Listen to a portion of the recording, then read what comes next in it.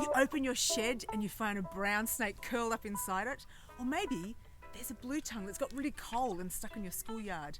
Or you've opened the cupboard to get out some coffee and there's a snake. Well, it's one of those moments when we just think, well, what do we do next? My next guest, Luke Dunn, would know exactly what to do. G'day, Ranger Mel here, back with another Bettong Bungalow. And today I'm sitting with Luke on Ngunnawal country, and I'd like to pay my respects to elders past, present and future who have cared for this land for over 65,000 years. Luke and his wife Emma run Canberra Snake Rescue and Relocation, but they are so much more than snake catchers. They are on a mission to share their love of reptiles with all ages and also to encourage us to help protect them. Luke, we're sitting here inside the beautiful sanctuary at Mulligan's Flat, but if we were sitting at your home, what would be hanging out with us? Lots of stuff.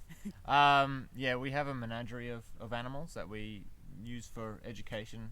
So I think we've got 19 different species of reptile, and at any moment there'll be 19 reptiles just kind of chilling out. 19 different species that we different keep. species. Yeah, there's a lot more than 19 animals in my house.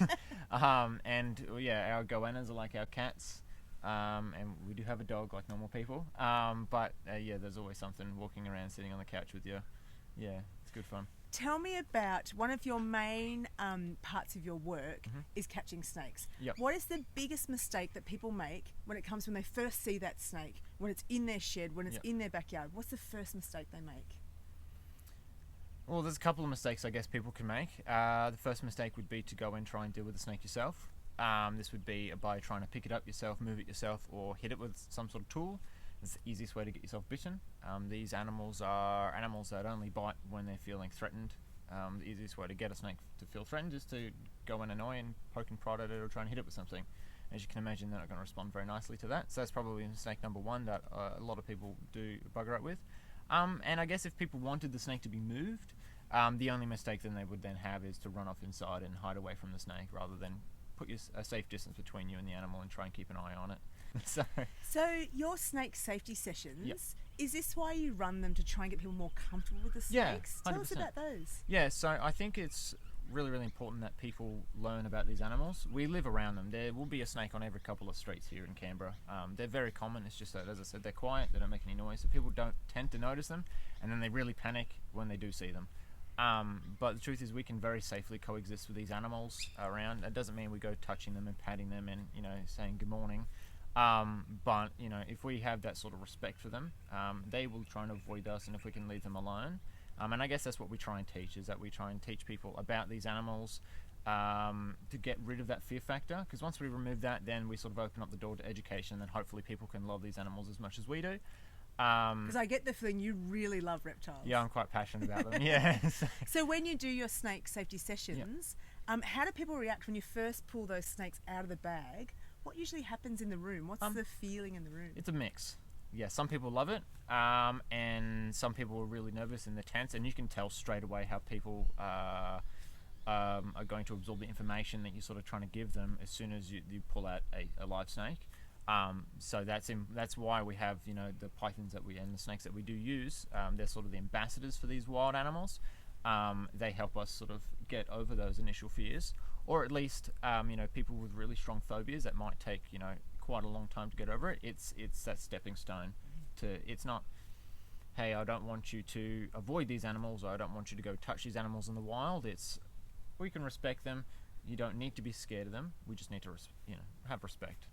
And you take your snakes and your reptiles not just when you do your snake safety sessions, but you take them into schools, even birthday parties? Yeah, so I go out and do, we go out to all sorts of workplaces we do those training sessions at, and schools as well. Funnily enough, we've done them actually for daycares.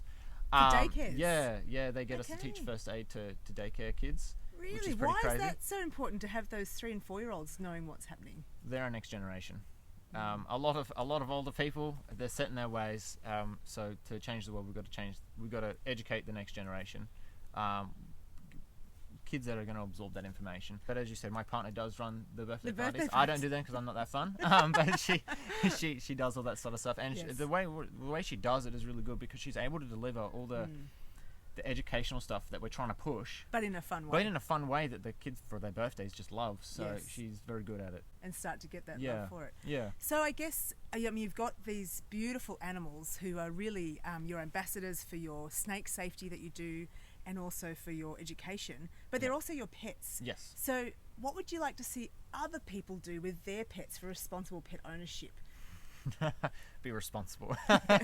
I'm talking cats and dogs. Let's talk Yeah. about cats first. Yeah. What's one of the common things you see mistakes people are making with their pet cats Yeah. that then start to impact on reptiles? Let them outside unsupervised. So look, I mean, I'm not somebody that hates cats. I grew up with a pet cat. Her name was Delilah, and she was always an indoor cat. She was a very healthy cat. But we do have to be responsible. You know, letting cats outside where they can then impact on wildlife is obviously hugely detrimental. They're going to impact frogs. They're going to impact lizards, and then they do also impact snakes. And How do cats go for snakes? 100%. Snakes are a lanky, wiggly sausage. Uh-huh. They get this attention of a cat pretty quick, and they just go and they try and play with them. They bite them. They fiddle with them.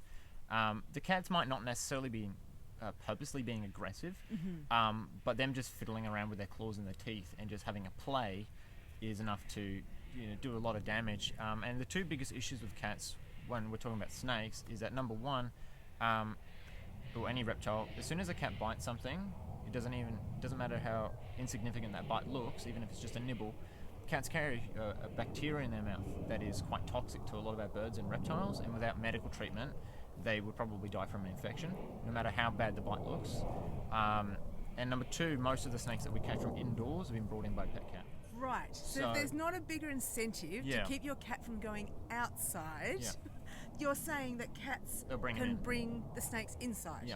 Okay, well that should just be plastered on every it's funny, billboard. They bring in and lizards, bus. they bring in bugs, they bring in mice, and a lot of people tell you about this, but nobody ever tells you that they bring in the snakes So as when well. you go to catch snakes from people's home and remove them, Yeah. some of them been brought in by the cats. Yeah, 9 out of 10 snakes that we catch from inside houses have been brought in by a pet cat. Wow, that is and not that's just the little huge. tiny ones. Yes. The biggest snake we've had a cat bring in was about 3.5 foot long. Okay. It's about this big. And as we know, cats have a massive impact on reptiles, birds as well, but we're talking reptiles today. So just recently, the ACT government has announced a cat plan. Yeah. As one of the biggest advocates for reptiles in the ACT, what were your thoughts on that cat plan? It's good that it's happening, but it's not happening fast enough, and it's not going to be as strict as it should be. That's just my opinion. It should happen tomorrow. If I was to be the person doing it, I would say that cats need to have a licensing system, much like reptiles do. So, for any one of the captive reptiles that I use, even if you own a pet snake, you need a permit for it. Right. I think cats should be very much the same. And it'd be obviously it's different reasons. One's because it's wildlife. The other one would be to protect obviously wildlife from the cats impacting everything else. And we need stronger restrictions on cats shouldn't obviously be allowed to free roam wherever. That needs to happen tomorrow, not next year. Because unlike a dog who may have a go at a snake or a lizard or whatever that comes into the backyard, cats do that on a much broader scale. They're going down the street, across the block. They're pillaging all sorts of animals, and they just can't seem to help themselves. You can love your cat, as I said, I do like cats myself. Yeah. But if I was to get a cat tomorrow, you've got to be a responsible pet owner. And You would be have an containment. outdoor cat run, a cat enclosure, or just straight up indoor cat. That's what you want to do. And I think it is due to education. A lot of people don't know that their cats are out doing stuff, and then they see their white fluffy cat come home that looks like a giant snowball, and they think my cat wouldn't do anything like that. And I'm looking at this cat, I'm like, it is a beautiful looking animal. Yes, they are. But when it's out and beautiful. about, I guarantee Incredible. you've got a pretty high chance that cat's a killer. So when you're just talking to your education rooms and to your kids' parties and to your your corporates when you're doing your safety sessions, if they just remember one thing when they leave from your work, what do you like them to remember? If you can give them just sort of one key message. Ooh, 1 point. I know that's difficult. Yeah, I want them to remember every point. But I think if I was to pick one, probably that snakes are animals, much like us. They're not out to get us. And that if we leave them alone, they'll leave us alone. That's probably the easiest thing and the best thing anybody could take out of anything that we do. Luke, it's just been an absolute pleasure to just chat snakes, chat reptiles in the ACT. Thanks, Luke. Beautiful. Thank you very much for having me.